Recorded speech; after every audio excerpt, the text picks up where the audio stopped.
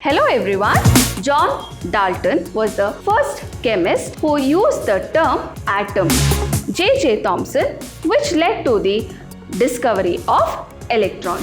Deflection of this cathode rays was towards the positive electrode. So the deflection depended on major three factors. Here you can see cathode to anode. The nature of cathode rays did not change.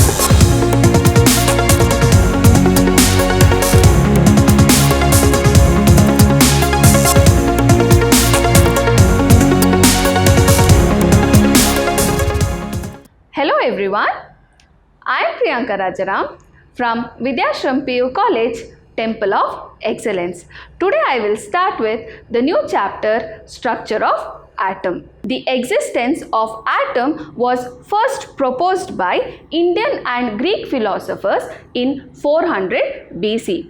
They said that atoms are fundamental building blocks of matter. Until 19th century, this idea was completely dormant. John Dalton was the first chemist who used the term atom, which is derived from Greek word atomio, which means uncuttable or non-divisible. In 1807, he proposed Dalton's atomic theory, and he believed that the atom is the ultimate particle of matter which cannot be divided further.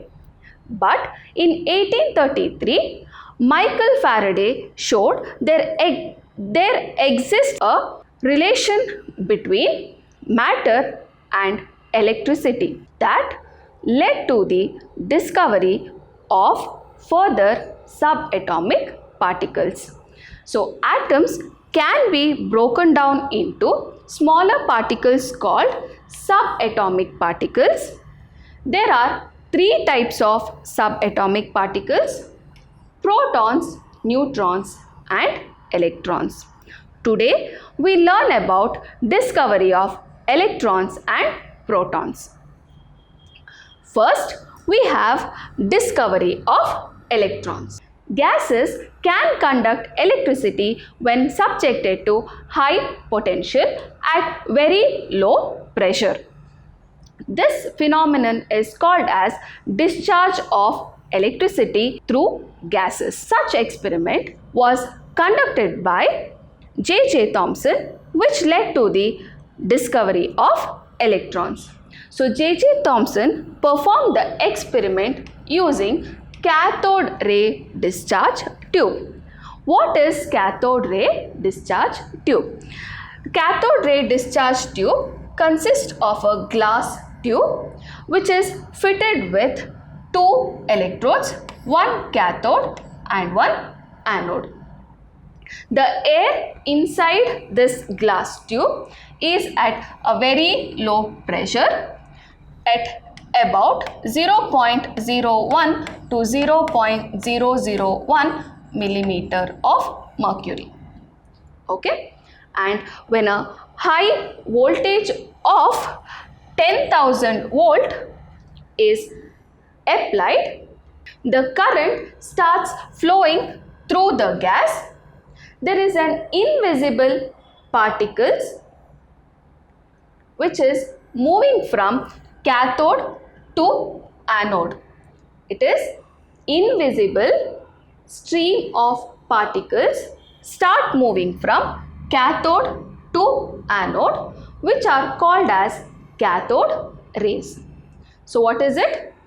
We take a glass cathode ray discharge tube, and the gas inside the cathode ray discharge tube is at a very low pressure and a high voltage of 10,000 volt is applied across the electrode. Current starts flowing through the gas and a stream of particles moving in the tube can be observed from cathode to anode. These rays are called as cathode rays. Okay. Here you can see when a high voltage was applied across the electrodes, the stream of particles or the cathode rays move from cathode towards anode. What is it? Cathode rays started moving from cathode towards the anode. Here we learn some of the properties of cathode rays. First, what Thomson did was he took a perforated anode. When he used perforated anode, he also coated behind the anode with a fluorescent material like zinc sulfide. Now, when the particles started moving from cathode to anode, they passed through the perforation, and when they hit the wall behind, they showed dark spots. That told that the cathode rays had some particles and it was coming from cathode towards the anode. Also, when he subjected the cathode rays to electric and magnetic field, for example, he applied electric field around the cathode rays. If this was the positive electrode and this is the negative electrode, the deflection of this cathode rays was towards the positive electrode, which told us that the cathode rays particles are negatively charged. They are negatively charged. Also, when there was an object which is kept in between the cathode rays, there was a clear shadow which was observed behind it. That told that the cathode rays are moving in a straight line. Okay? And even when magnetic field was applied, it showed deflection just like a negatively charged particle. So, what are the results of cathode ray discharge tube experiment?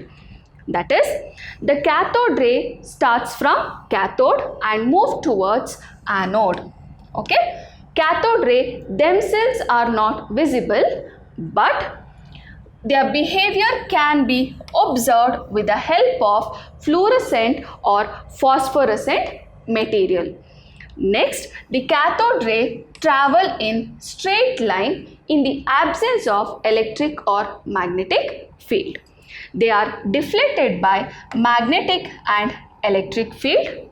The behavior of cathode rays are similar to that which can be expected from a negatively charged particle. The characteristics of cathode rays do not depend on material of electrode and the nature of gas present in the cathode ray discharge tube. That means even if we change the electrode, okay, the material of electrode is different and the gas which was used was different, still the properties of cathode rays remain as it is. That's the reason we tell the characteristics of cathode ray does not depend on nature of electrode or nature of gas which is present. From all of this, we can conclude that the cathode ray particles are negatively charged and Thomson named these particles as electrons. Also, as we change the gas or the electrode, still the particle or the cathode ray had the same properties, suggested that the electron is one of the constituent particles of atom. Okay, that means it is one of the subatomic particles. Next, J.J. Thomson also did the experiment to measure charge to mass ratio of an electron. In this experiment, an apparatus consists of highly evacuated glass tube is fitted with electrodes. This is an glass apparatus which is highly evacuated, okay, with vacuum, complete evacuation, there is no gas which is present, and there are two electrodes, cathode and anode, are present inside the apparatus. Next, the electrons are produced by heating tungsten filament electrically. So here the electrons are produced because of heating. Okay. Next, the electrons are projected at constant speed across magnetic field which is perpendicular to the electric field. Now, these electrons which are moving are subjected to electric field and magnetic field which is perpendicular to one another and also perpendicular to the direction of or the path of electrons. Okay, what is it? The electrons are subjected to electric field as well as the magnetic field which is perpendicular to one another, also perpendicular to the path of electrons. In this experiment, what was observed? When the electrons are subjected only to electric field, when the electrons were subjected, the path of electrons got deflected and it hit the fluorescent screen at point A. Okay, when the electrons were subjected to only magnetic field, the electron path got deflected and hit the fluorescent screen at point C. When electric and magnetic fields were balanced, only then electron could move without any deflection, that is here, this particular point in the fluorescent screen. Also, the deflection which you can see, this has been deflected. This is the deflection only when electric field was applied. This is the deflection only when the magnetic field was applied. The deflection depends on mainly three factors. First is magnitude of the negative charge. That is, if the greater the charge on the negative particle, greater is the deflection. Second factor is mass of the particle. Okay, what is it? Mass of the particle. Lighter the particle, more the deflection. Third is how strong is the electric and magnetic field. Stronger the electric and magnetic field applied, larger would be the deflection. So the deflection depended on major three factors: magnitude of the negative charge, mass of the negative particle, and also the electric and magnetic field which is applied. Okay, here you can see the electrons start moving from cathode to anode. Now it is subjected to electric as well as magnetic field. They will show such deflection, point A, B and C.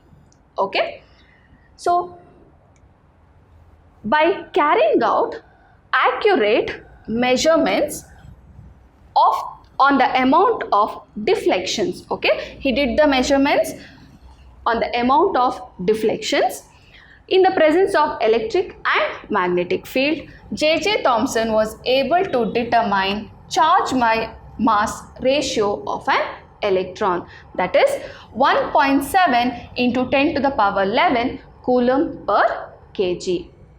From his experiments, he could derive or determine the value, that is charge by mass value of an electron.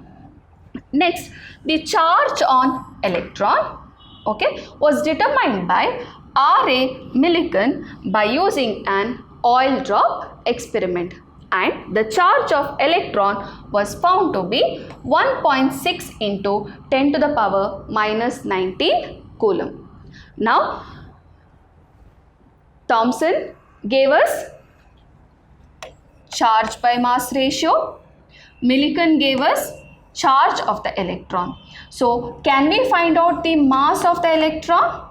Yes, charge by mass is equal to 1.76 into 10 to the power 11. Charge, we know it is 1.6 into 10 power minus 19 coulomb. So mass, of course, we can find out. So mass is equal to charge by mass ratio, that is 1.6 into 10 power minus 19 by 1.76 into 10 to the power 8. Here it is in coulomb per gram, that's why it is 8 and here it is 11. Don't get confused. Then if you divide this, you will get this value, that is 9.1094 into 10 to the power minus 31 kg. So this is the mass of the electron. Okay. Next is discovery of protons. Goldstein experimentally proved the existence of positive charge in matter or positive charge particles in atom. Now, in the cathode ray discharge tube, there were electrons which were moving from cathode to anode, that is, negatively charged particles were moving from cathode towards the anode. When negatively charged particles is moving from cathode to anode, Goldstein suggested that there should be a positively charged particle which might be moving from anode towards the cathode, because atom is electrically neutral.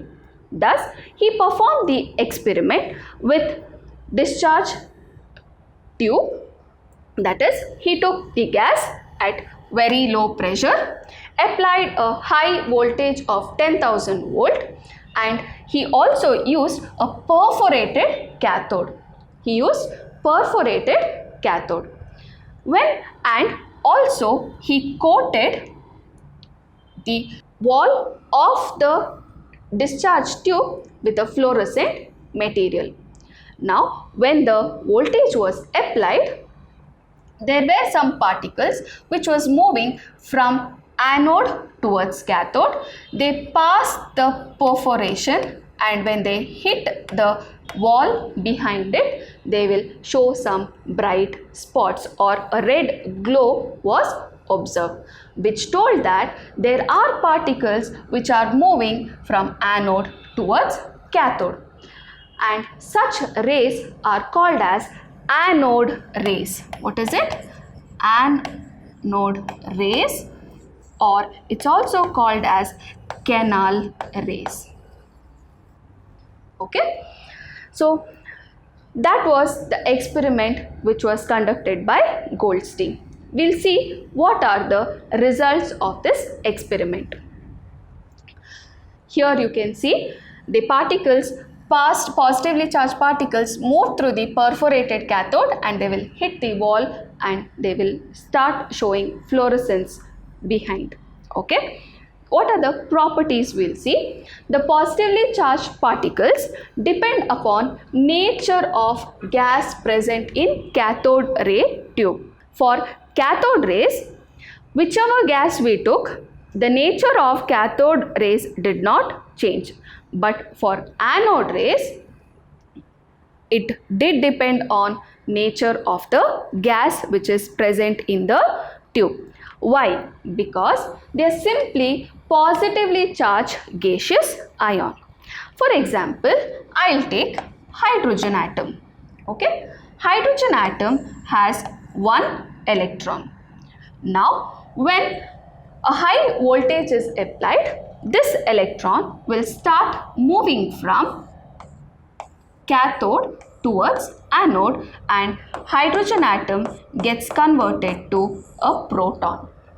These protons are those particles which is actually moving from anode towards the cathode. So, when the gas changed, if for example I have not taken hydrogen gas, I have taken some other gas, it would be the gaseous ion, cation of that particular gas whichever I have taken. So thus, what is it? The charged, positively charged particles are nothing but positively charged gaseous ions which is present. Thus, charge to mass ratio of the particle found to depend on the gas from which it originated. Okay, some of the positively charged particles carry the multiple of fundamental units of electric charge. So it can be +1, +2 charge, +3 charge. That is, it can be integral multiple of the fundamental unit of electric charge. Okay. Also, the behavior of these particles in the magnetic and electric field is just opposite to that which was found by cathode rays. So, anode rays showed properties just opposite to that like cathode rays. Okay. So, these are some of the results which we have got from Goldstein's experiment, which led to the discovery of proton. I hope you have understood today's class. Next class, we will be learning about discovery of neutron and Rutherford's nuclear model of atom. Thank you, my dear children. Stay curious, stay focused,